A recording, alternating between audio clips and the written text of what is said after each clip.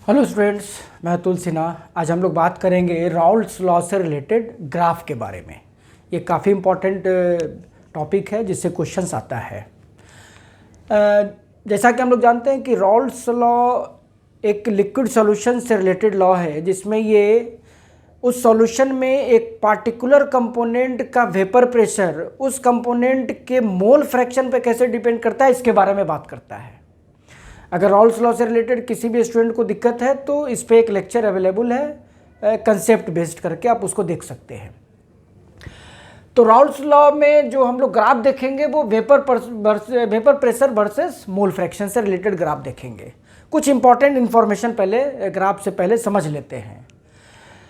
ये जो ग्राफ है ये बाइनरी सॉल्यूशन के लिए, मतलब जिसमें दो वोलाटाइल कंपोनेंट हो। तो लिक्विड सॉल्यूशन एक बाइनरी वोलाटाइल सिस्टम का एग्जांपल है। हाँ, ध्यान रखना है कि सॉल्यूशन आइडियल होना चाहिए, तभी राउल्ट्स लॉ वैलिड है। आइडियल का मतलब है कि मॉलिक्यूलर लेवल पे जो भी कंपोनेंट मिक्स्ड है उसमें किसी भी तरह का इंटरेक्शन नहीं है। इससे क्या होगा कि एक कंपोनेंट का इवोपरेशन दूसरे कंपोनेंट के प्रेजेंस से डिस्टर्ब नहीं होगा, ये ध्यान में रखना है।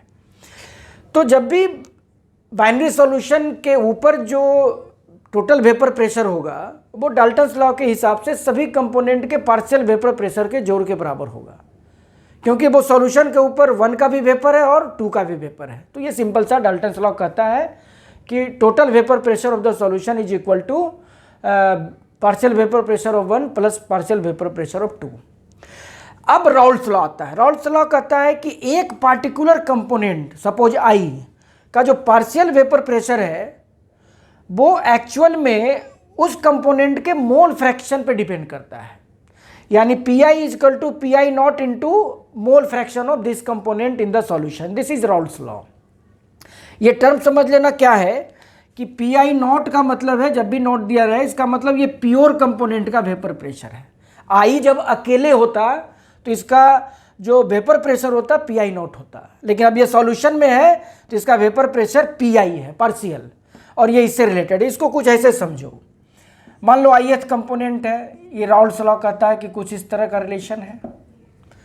अगर मोल फ्रैक्शन कम है तो पार्शियल वेपर प्रेशर भी कम है, मोल फ्रैक्शन ज़्यादा है तो पार्शियल वेपर प्रेशर भी ज़्यादा होगा सॉल्यूशन में जितना मोल फ्रैक्शन है।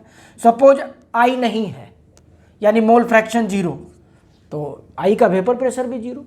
सपोज आई मैक्सिमम है, मतलब xi is equal to 1, mole fraction जब 1 हो जाता है इसका मतलब 100% आई है। अब ये सॉल्यूशन नहीं रहा, ये प्योर कंपोनेंट रहा। तो जब xi 1 कर देंगे तो Pi ऑटोमेटिकली जो प्योर स्टेट का वेपर प्रेशर उसके बराबर हो जाएगा। तो ये राउल्ट्स लॉ का एक्सप्रेशन है जो कि अप्लीकेबल है इस तरह के सॉल्यूशन के लिए। अब हम लोग क्या करते हैं, इस राउल्ट्स लॉ के इंफॉर्मेशन को यहाँ पर P1 प्लस P2 में ऐड कर देते हैं। तब हमारे पास क्या हो जाएगा, total vapour pressure of the solution is equal to P1 plus P2। P1 के जगह लिख देंगे P1 not x1 plus P2 के जगह लिख देंगे P2 नॉट x2। चूंकि बाइनरी सॉल्यूशन है तो मोल फ्रैक्शन का जोड़ हमेशा 1 होगा। ये बेसिक इंफॉर्मेशन पहले आपको ध्यान में रखना है। अब हम लोग इसका ग्राफ देखते हैं।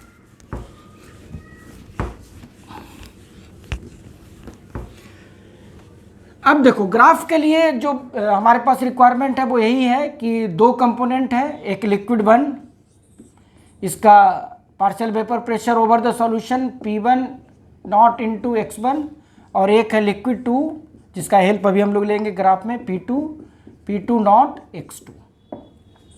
मान लेते हैं लिक्विड 2 इज मोर वोलाटाइल, तो उस स्थिति में क्या होगा कि जो वेपर प्रेशर लिक्विड 2 का होगा प्योर, वो ज़्यादा होगा P1 से। ये आप पहले ध्यान में रखेंगे तो ये ग्राफ आसानी से समझ में आएगा।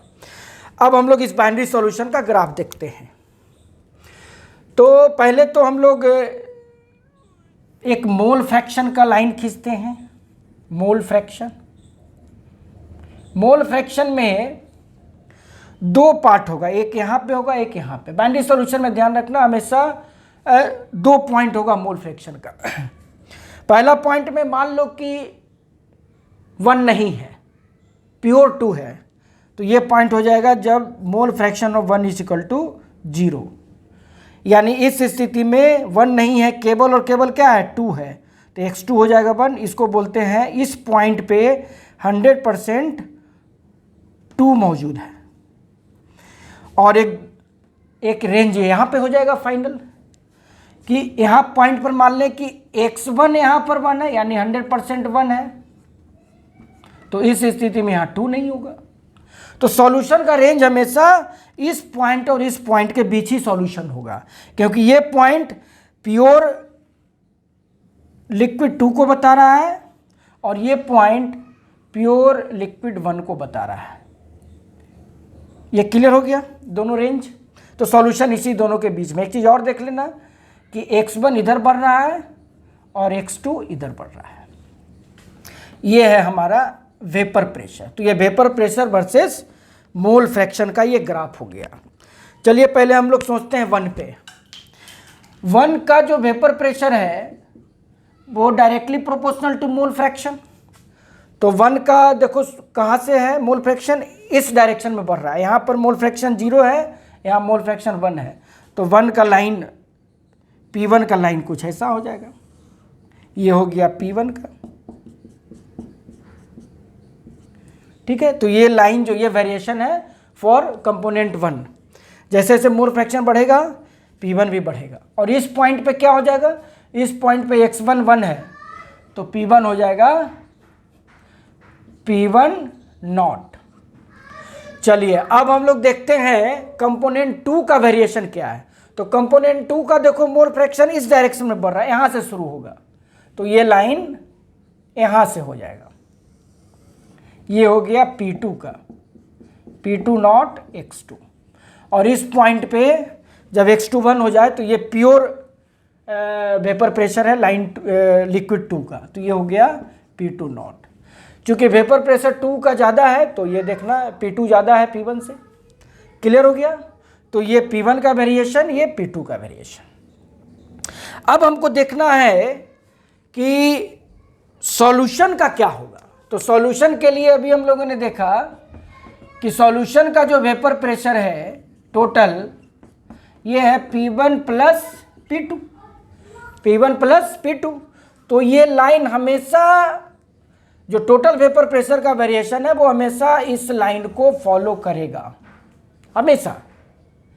आप किसी एग्जाम्पल को खुद से सेट करके देख लेना।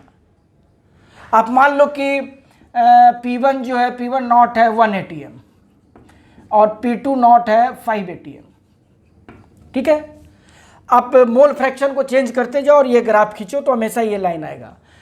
किसी केस में ले लेना 25% 1 तो 75% 2 हो जाएगा, तो पॉइंट कुछ यहाँ पे आएगा, इसका टोटल प्रेशर यहाँ आ जाएगा।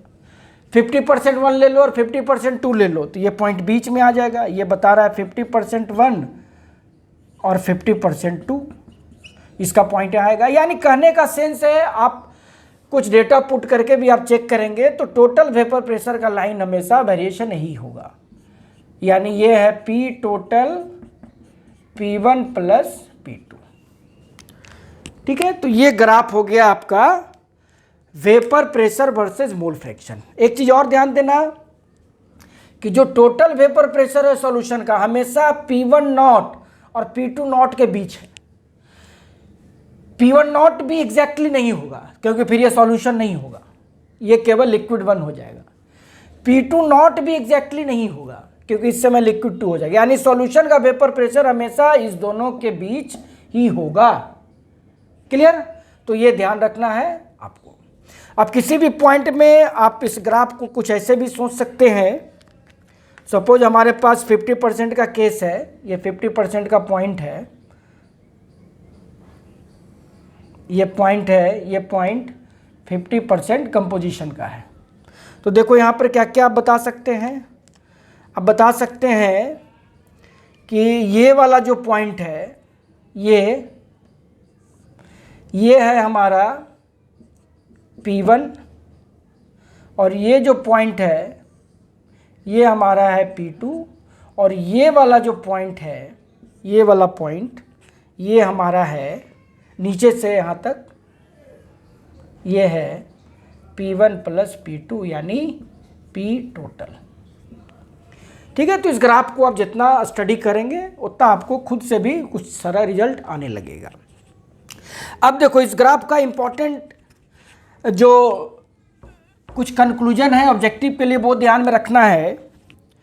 कुछ इम्पोर्टेंट यहाँ पर पॉइंट है। पहला पॉइंट कि जो ज़्यादा वोलाटाइल है, यहाँ पर 2 ज़्यादा वोलाटाइल कंपोनेंट है, तो 2 का जैसे जैसे मोल परसेंटेज बढ़ेगा, मोल फ्रैक्शन बढ़ेगा, सॉल्यूशन का वेपर प्रेशर भी बढ़ता जाएगा। तो हम कह सकते हैं पहला पॉइंट में as mole fraction of more volatile component increases, vapor pressure of solution also increases। पहला पॉइंट। दूसरा कि ये सॉल्यूशन इवोपरेट करके वेपर में कन्वर्ट होगा, तो वेपर में किसका कंपोजिशन ज़्यादा होगा, जो लेस वोलाटाइल है या ज़्यादा वोलाटाइल? यस, जो ज़्यादा वोलाटाइल होगा उसका वेपर में कंपोजिशन भी ज़्यादा होगा। यह भी बहुत इंपॉर्टेंट पॉइंट है। तो इन वेपर फेज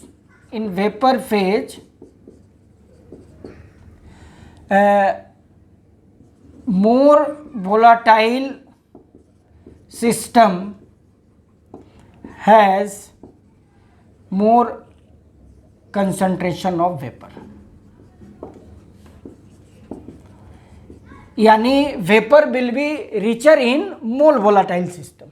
तो ये कुछ इंपॉर्टेंट ग्राफ का इन्फॉर्मेशन था। आप ध्यान से इसको देखना, इससे रिलेटेड आपसे क्वेश्चन भी बनने लगेगा। ठीक है, थैंक यू।